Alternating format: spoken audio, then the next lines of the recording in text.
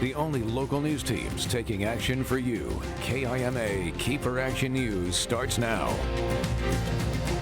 Coming up this morning on Action News, a Richland man is in the hospital after police say he was hit by a car on Tuesday. According to law enforcement, he was crossing an on-ramp to 182 when it happened. Not much has been released, though the investigation is ongoing. We'll fill you in. Plus, a Dutchman is in the Kittitas County Jail after allegedly stealing assault rifles and an antique viola. He faces 15 charges and is accused to have been living in the U.S. on an expired visa. We'll have those details as well. And the numbers are in. Hundreds more Japanese beetles were found in the state this year, up from just a few in Pasco. And overall numbers are up nearly 36% from last year. Officials say this year was not as successful as years past, so the conversations on how to tackle the problem are shifting. We'll have that story and more coming up as you start your day with us right here on Action News. Good Thursday morning, everybody. I'm Dave Furtado. And I'm meteorologist Jefferson Donovan. And Jefferson, in the world of weather, things again seem a little bit on the warmer side because of that cloud coverage, but these are some low clouds today. It's not just the cloud coverage, it's also that flow coming up from the south, as we were talking about yesterday, bringing up some of that warm air. Now, as we are waking up this morning in the Tri-Cities, we are sitting in the low 40s. There are some low clouds out there.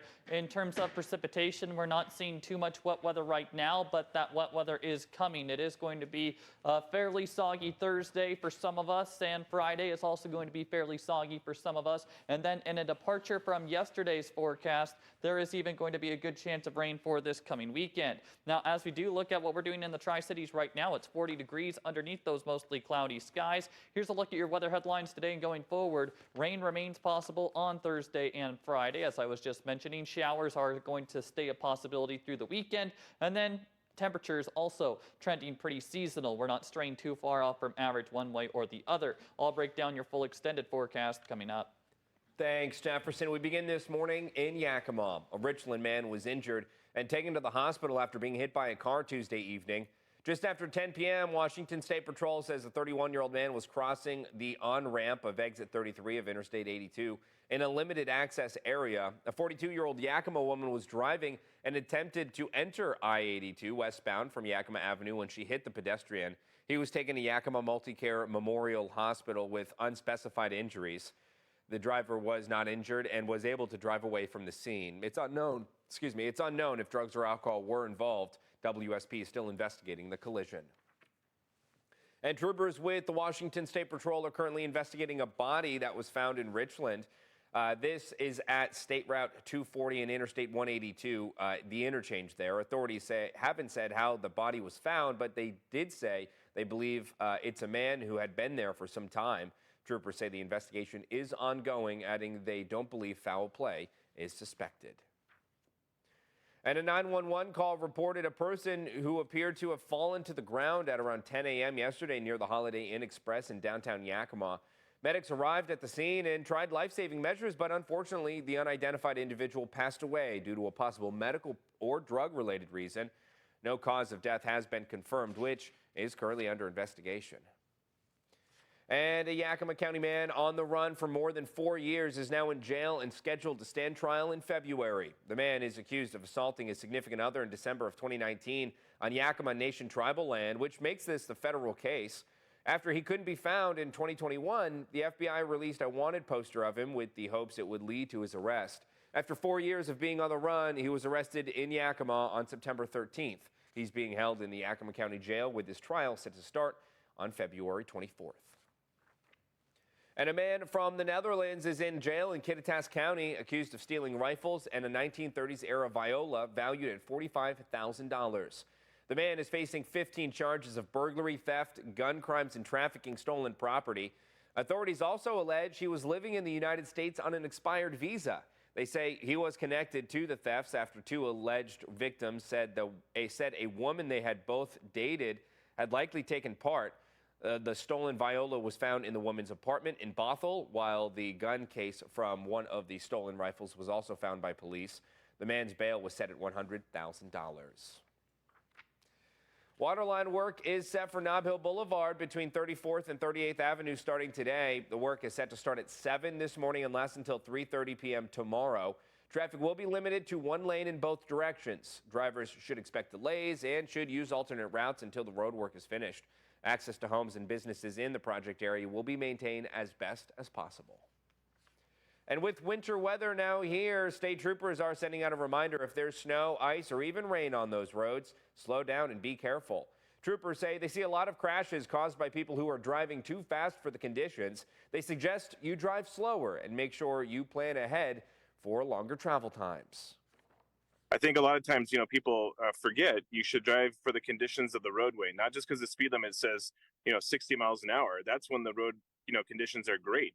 But when when you got this kind of snow and ice out there, you should be reducing your speed way down to where it's more controllable. Trooper Weber also recommends you fill up with gas when your tank is half empty during travel this winter. Now, leaders with the Washington State Department of Agriculture say the active season for the invasive Japanese beetles is now over, and they've released their total count for this year. The invasive beetles destroy crops and could be devastating to local farmers if they're not stopped. Over the course of this year, 400 beetles have been caught in Pasco, up from just a few last year. Excited to see how it would go this year just with our turf grass treatments, foliar treatments, and our trapping program to see if we could reduce our numbers that way. But obviously that's not working out. So we're going to have to turn to conversations about an internal quarantine. Now, plans are still in the works as the numbers are being reviewed, but a quarantine could be put in place restricting how people in Pasco dispose of yard waste and other things. But it's not just in Pasco. Nearly 25,000 beetles were caught in Grandview and surrounding areas. 1,500 beetles were caught in the Wapato area alone. And in total, 26,700 beetles were caught. That's up from the 19,600 and change last year. The Yakima Health District and the Washington State Department of Health are hosting a photo contest that you can take part in. You're invited to provide pictures that celebrate the community's strengths that support good health. Is a project that is going to be part of Washington State Department of Health's state health assessment. So it's focusing primarily on identifying and building on all those community strengths, resources, and factors that support our health within our communities. Now, the photos must be taken within Yakima County. The participants whose photos are selected will receive a $50 Visa gift card. The submission deadline is December 31st at midnight. For more information on the contest and how to submit your photos, head over to our website, KIMATV.com. And finally, Sue's Turkey Drive is a local annual effort to feed families for Thanksgiving, and they need volunteers. Sue Flattery out of Pasco, along with her team, have been doing this for several years. After discovering there was a need, this year they'll be handing out 2,700 meals to families, a significant increase compared to last year's 1,909. From local farms to generous businesses or individuals, the food going into each box is the product of multiple donors. Sue tells us how this effort came about. It came about because of a need that we found in the community at Thanksgiving that wasn't being fulfilled. Christmas was, but a lot of people lose their focus because of the time of year, and they put it more toward Christmas, so the need came up then. We started it in 2020. We came out into the community with 600 meals. Blessed that I can do this. I wish that we didn't have the need that we do, but I'm so thankful we can meet it. If you're interested in volunteering, you can find the details by heading over to our website, KEPRTV.com. And with that, let's jump right over to meteorologist Jefferson Donovan. Jefferson, yeah, it's been, a bit of a damp one these last couple of days. We're expecting this rain to continue. When do we expect things to be by the wayside? Is it Friday or Saturday? Well, originally yesterday we were talking about Sunday potentially seeing that dry weather returning. Now it does look like we are going to continue to hold on to this wet weather into next week. Now today is still going to be a pretty soggy day of weather. We are going to be looking at rounds of showers again. Similar to what we did see yesterday, high temperatures are not going to be straying too far off from average, in the mid to upper 40s for a vast majority of us. Now I would say that tomorrow is trending to be the dampest day, but we are still going to hold on to at least a potential for showers all the way through the weekend. We will talk about that weekend forecast coming up.